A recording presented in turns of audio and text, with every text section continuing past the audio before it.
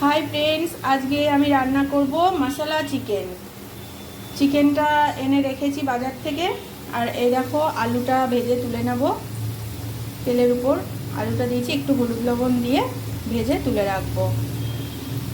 আর পেঁয়াজ কুচি করে রেখেছি, আর আদা রসুন কুচি করে রেখেছি, এটা বাটবো। আর কাঁচা লঙ্কা আর টমেটোটা কুচি কুচি করে রেখেছি। আলুটা ভেজে নিচ্ছি ভালো করে। দুটো পেঁয়াজ কুচি করে ভেজে নিচ্ছি তেলের ওপর। পেঁয়াজটা ভেজে তুলে রাখলাম বাটিতে। এবার দেখো চিকেনটা একটু হলুদ আর একটু লবণ দিয়ে একটু হালকা করে নেড়ে নেব। লবণ আর একটু হলুদ দিয়েছি সামান্য, তেলের ওপর একটু নাড়াচাড়া করে নিচ্ছি, দিয়ে তুলে দেবো।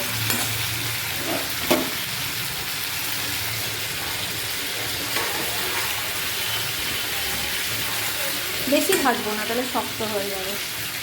হালকা করে নেড়ে চেড়ে তুলে রাখছি।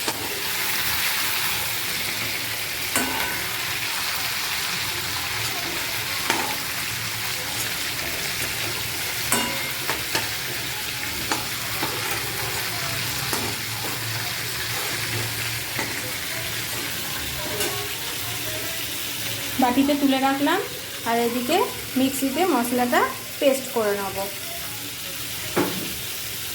দেখো বন্ধুরা, মশলাটা কি সুন্দর পেস্ট হয়ে গেছে মিক্সিতে। এবার কড়াইয়ে দিয়ে দেব। দেখো এবার আস্তে আস্তে সব মশলাগুলো দেব। দেখো লবণ দিয়ে দিলাম 1 চামচ, জিরে গুঁড়ো 1/2 চামচ, কাশ্মীরি লঙ্কার গুঁড়ো 1 চামচ, হলুদ দিলাম 1/2 চামচ, আর 1 চামচ দিলাম লঙ্কার গুঁড়ো। দিয়ে সবকটা একটু নেড়ে নিলাম।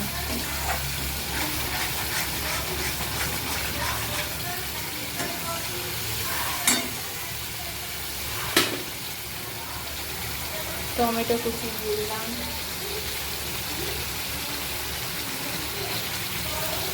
কাঁচা লঙ্কা দিয়ে দিলাম 4টে, দিয়ে ভালো করে এখন কষিয়ে নেব।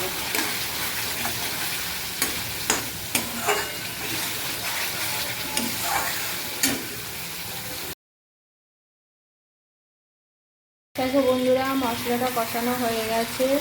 তার মধ্যে চিকেন আগে থেকে আলু আর চিকেন আর পেঁয়াজটা ভেজে তুলে রেখেছিলাম বাটিতে, সব কিছু মিক্স করে দিলাম কড়াইয়ে। সব দিয়ে আস্তে আস্তে করে কষিয়ে নিচ্ছি, যাতে মশলাটা মাংসের ভেতরে ঢুকে যায়।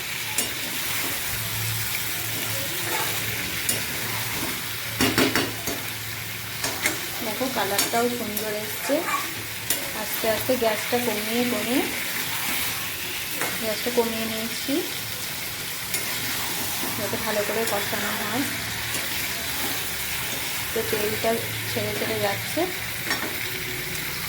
দেখো পাশ থেকে একটা তেল ছেড়ে যাচ্ছে।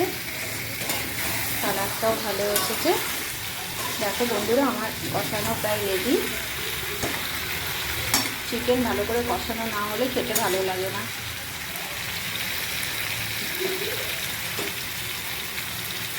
এবার জল দিয়ে দেবো সেদ্ধ করার জন্য। দিয়ে আস্তে আস্তে একটু নেড়ে নেব।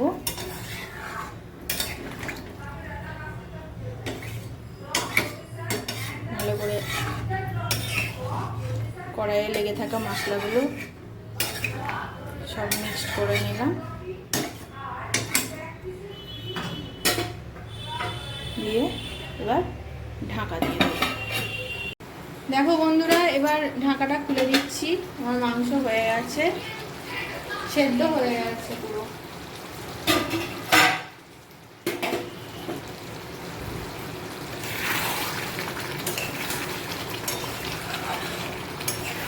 কালারটাও ভালো এসেছে।